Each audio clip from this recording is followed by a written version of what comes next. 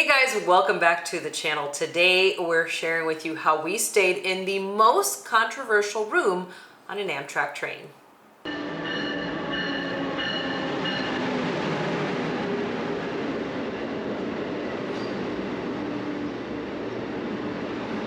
This is by far the most controversial room on an Amtrak train.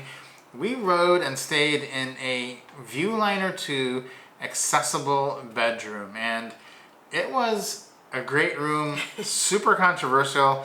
And the reason it's controversial is because anyone can book this room under the right conditions.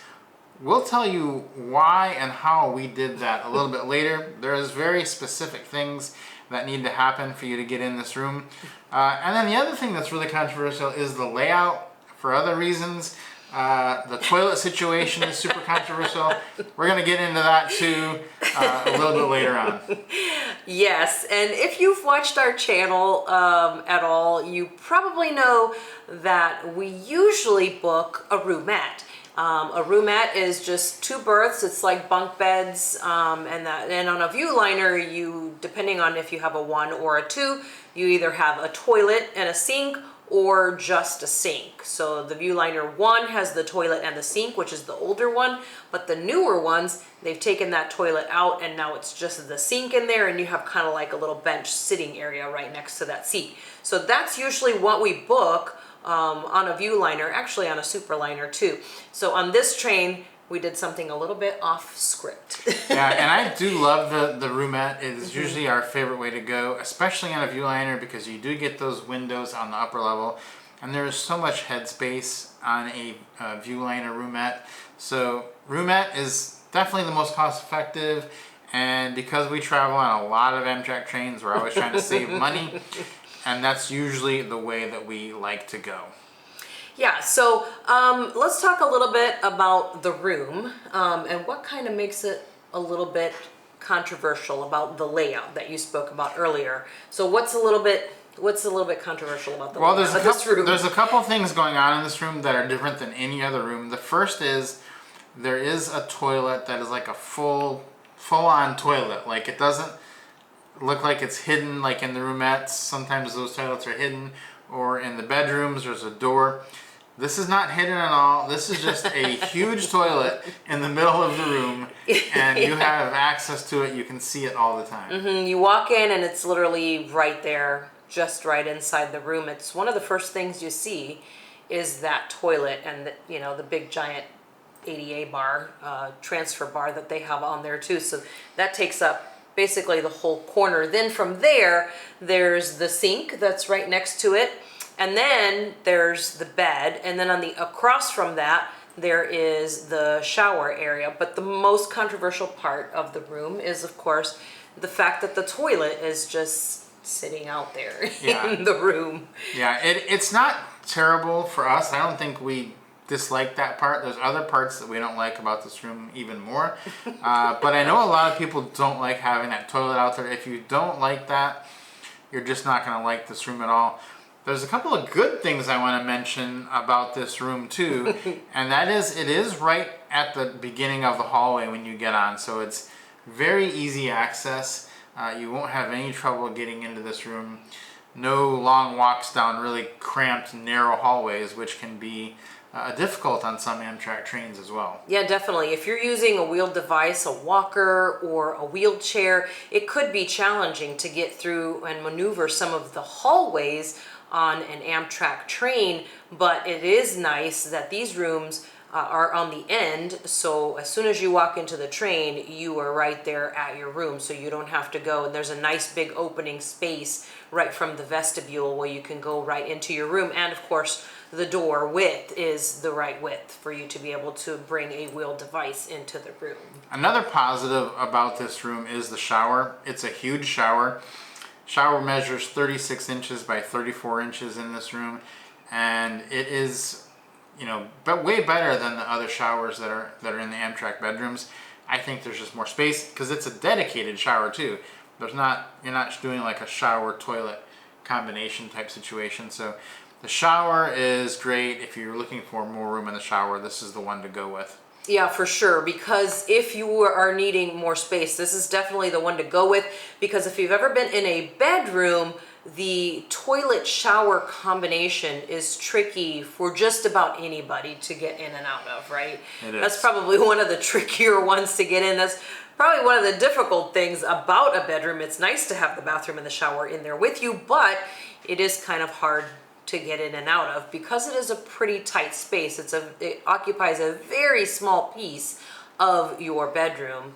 And that's the nice thing about this one is that, first of all, it's a curtain instead of a door for the shower in the accessible room. And there is a place to sit in there as well. There's a little bench and you've got your bars in there too. Plus the shower head comes off as well. Yeah, and I think that the shower is so nice that on a regular bedroom, I wouldn't normally even take a shower in the bedroom. I would just go to the normal showers in the hallway because they're usually pretty empty. But in this accessible room, the shower is so nice that I would just go ahead and shower in that room. Another downside to this room though is the accessible features. If you don't really need all of them, they can be a little bit of a hindrance to you because there is a big green button on the inside and the outside of the door that if anybody hits that button from the inside or the outside, your entire door is going to swing open, not super fast, but at a medium pace, and there's nothing you can do about it. So basically everyone on the outside has access to your room unless you leave it locked, in which case the room attendant can't get in. Exactly. That's a little bit tricky because the thing is, if you feel like you might need assistance, you're going to want to leave the door unlocked. But if you don't think you will need assistance, you got to make sure to remember to press that lever up and lock the door. That way no one can touch it, because what can happen is too, if you've been on a train before, they're a little bit unstable and they can rock side to side. If somebody's just walking through the hallway, they could theoretically, actually very easily, kind of get jostled into the wall and hit that button by mistake. And then your door just swings open and you're sitting in your room, doing whatever. It could be a little bit startling. So it's a good safety feature, but if you don't really need it, it's a little bit of a hassle. The other thing is something that we had a little bit of run-in with as well, which was the emergency call system, assistance call system that's in the room. That kind of we had a little incident, didn't we? We did. Those buttons are everywhere, and they're all over the walls. And if you're going to lean into one, it's going to call your room attendant down there pretty quickly. And that's what happened to someone when they ran into the button. I leaned into one, and that can happen if you're the kind of person that is the person that's always leaning on all the buttons in the elevator. Then this is probably going to happen. Inadvertently. Inadvertently, yes. Yeah. Thankfully, our room attendant was already familiar with our silliness, and she knew that there was nothing wrong with us. Yeah. So she figured we were okay. This kind of room is only on Viewliner trains, and it's only the Viewliner II. So do want to point that out. And these Viewliner routes are only on the East Coast. They are the trains that have sleeper cars that go to New York City. And this was this route that we took was the Silver Star, and it goes from New York to Miami or reverse. And we were just riding it for a short amount of time this time around because I was actually working on finishing up my 50 states. So we actually took the train, Amtrak, into Delaware, into the station there to finish up my 50 states. So that was a really fun experience too. Yeah. A couple other routes you could ride this on are routes like the Lakeshore Limited or anything that traverses up between New York City and DC and down into the southern states. So if you're going anywhere from Chicago to the west or south, that will not be a Viewliner, and that you will be on a Superliner. So this room is not available on a Superliner. On a Superliner train, the accessible room is much smaller, not nearly as nice, I would say, and just a lot more cramped. Yeah, and it's actually a little bit more complicated too, because on a Superliner, the accessible room is downstairs, which is great for getting onto the train, but you don't have the option of doing too many other things on the train because you'll have to go up a very narrow set of stairs to get upstairs in order to get to the dining room or to the observation car or even the cafe car. So that would be a little bit of a challenge when you're on a Superliner in an accessible room. You pretty much, if you don't have a lot of accessibility, it's going to be really challenging to get to the other parts of the train. Yeah, let's talk a little bit about what this is going to cost. And to do that, we have to give you an idea of what all the rooms on this train will cost.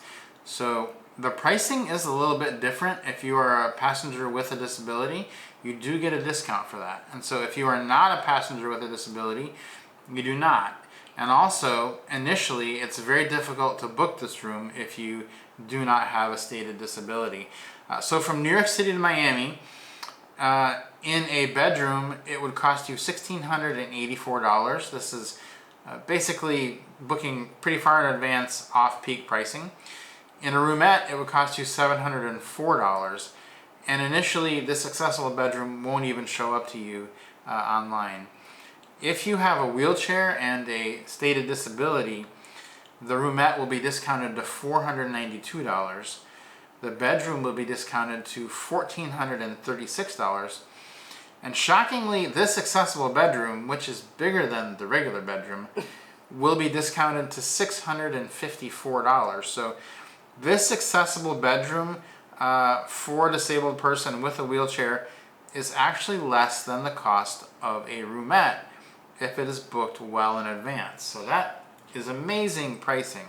Absolutely, and we do talk about this all the time, that the farther in advance you book your room, the better it is. You're gonna get better pricing, and especially if you're able to get a discount like this, it's pretty amazing to get such a great discount plus the better pricing because you're booking so far in advance. As the train fills up, the price actually goes up instead of being discounted like other travel methods. Let's talk about these beds because they're a little bit different than beds in other rooms, and they're pretty big. So the lower level bed, I did have a tape measure with me and I measured it. It is 72 inches long, or 6 feet long, and 42 inches wide, which is very wide for an Amtrak or any type of train bed.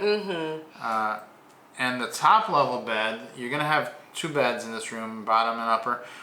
The upper bed is going to be 32 inches wide and the same 6 feet long. Yeah, and that is something that you have to keep in mind, is that one person, there is a little ladder that they attach to the upper bunk, and one person is going to have to be able to climb up those stairs to use that upper bed up above. And then up there in the upper space, you're also going to find the storage area for baggage. So if you're able to, or if you're traveling with someone who is able to get your bags up and put them away there, that gives you a little bit more space in the room. Otherwise, the only other place to store anything would be underneath that lower bed. Meals are included with this train and this room. Let's talk a little bit about how we book this room. How do you book this room? How do you even find it? Because I know a lot of people always say, like, we have no idea. How do you even find this room? All right, it's one of the things that makes it controversial. Does this room exist? Yeah, this room does exist, but it is a little bit different to find this room. So you can book it either online, on the website, on your app, or by calling 1-800, the USA Rail number. So the difference is that you will not see this room in your app or online unless it is 14 days or less until the train departs, unless you've checked the box that says you have a disability. If you have a disability and you check that box, you will see the room and you will see the discount. So that is the difference. That's why you're not seeing this room, is if you're not checking that disability box. What happens is this room is available to everyone, disability or not, within 14 days of travel, if all the roomettes and the bedrooms are also taken. So in other words, if it's the last room available on the train and you're less than 14 days till travel, anyone can book this room. No restrictions, no need for proof, no need for anything. You will not, however, get the discount. that was mentioned earlier, which was down to $654. You will be paying pretty much a full fare for this room, and it will be quite expensive. Yeah, and that's actually what happened to us, and that's really, it wasn't as expensive only because we were only riding this train for a short amount of time, but we literally booked this ride, I think like 2-3 days before we left. We decided that it was going to work into our travel schedule to be able to do this, and we literally took the absolute last room on the train, and this was it. So we kind of hit the jackpot by getting this one completely unexpected, and it worked out really well in the end. Yeah, so the way this really would only work for you is if the train is full and then somebody cancels the accessible room within 14 days of travel, because these accessible rooms are almost always booked out. There's only 2 on every train, so they're almost always booked out months in advance. And to have one just happen to be available 10 days, 2 days, 3 days before a trip, very unlikely.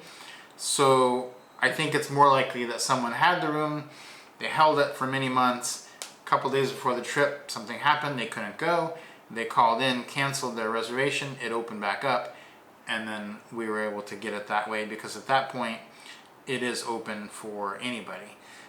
Yeah. So do you recommend this type of room if you can get it?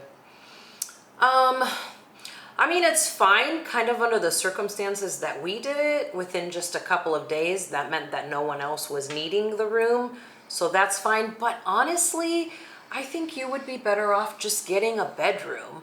And that way you don't have to worry about if you're taking up a space that somebody else really needs or something. It's better to just do, the bedroom is comfortable. We've done it on longer rides.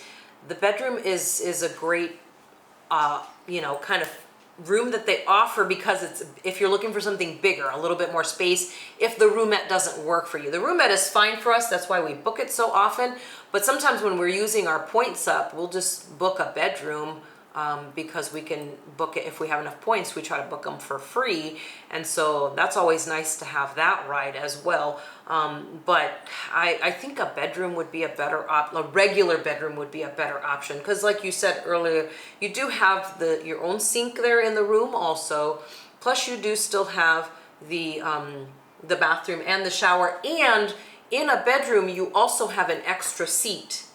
So you have the kind of the lower couch and the bed up above, but you have the extra seat in there too, where you can sit kind of across, from where the bathroom entrance is.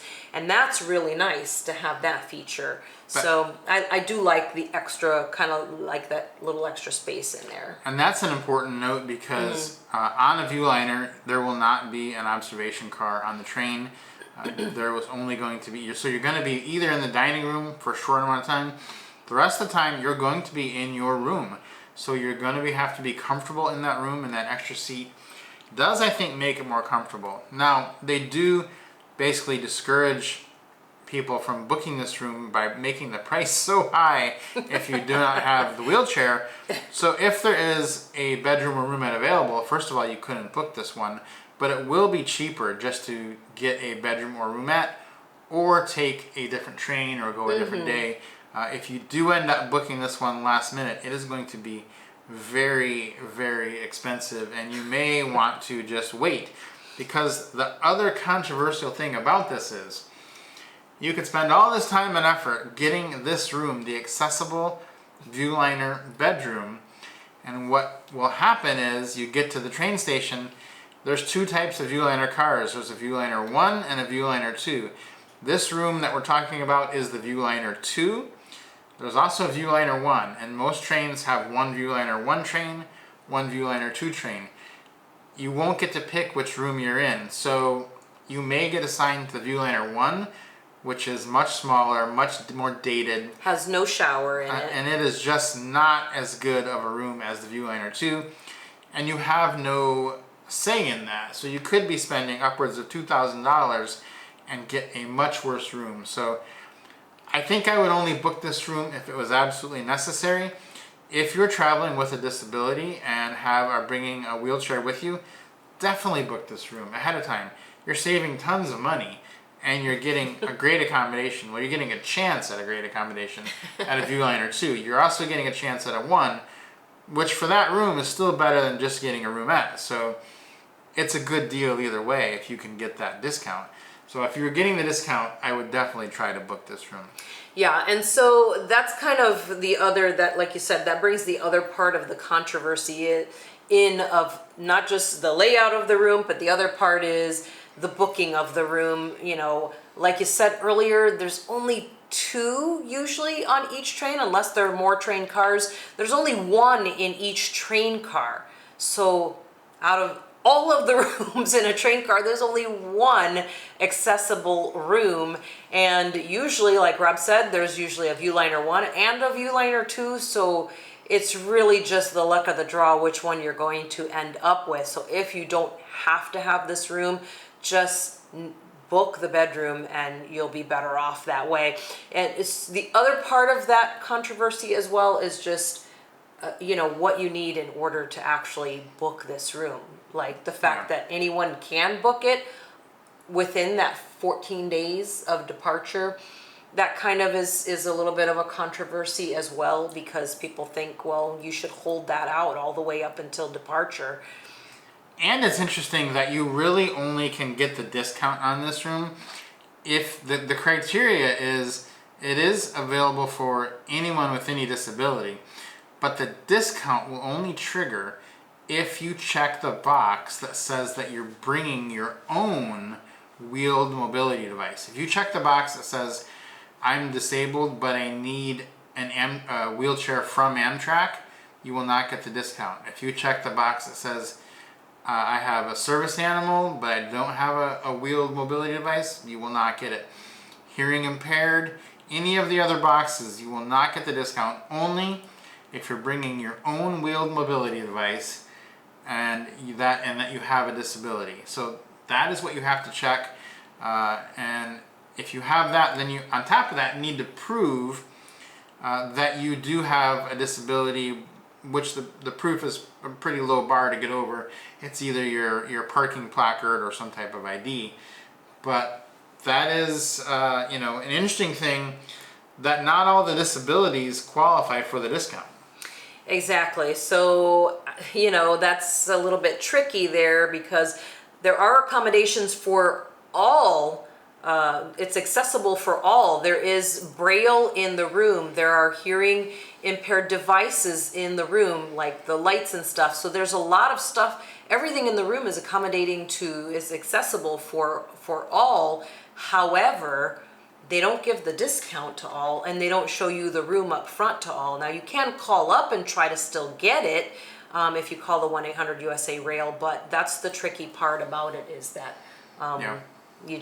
it's just their caveat of having to have your own wheeled device that you bring onto the train. Yeah, that's controversial to me, because I think absolutely. Yeah, that is very interesting that happened. So we really enjoyed being in this room. It was very different.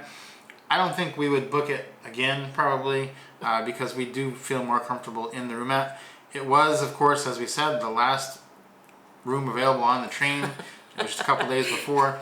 So it was all we could do in that instance, and it turned out to be a really good experience for us, and we had a great time on the trip. It is something, if you do qualify for that discount, you definitely should look into, because that is an enormous savings of money to get possibly one of the biggest rooms on the train. Absolutely. Guys, if you have any questions for us, leave those down in the comments section. We hope you enjoyed the information, and we'll see you guys next time.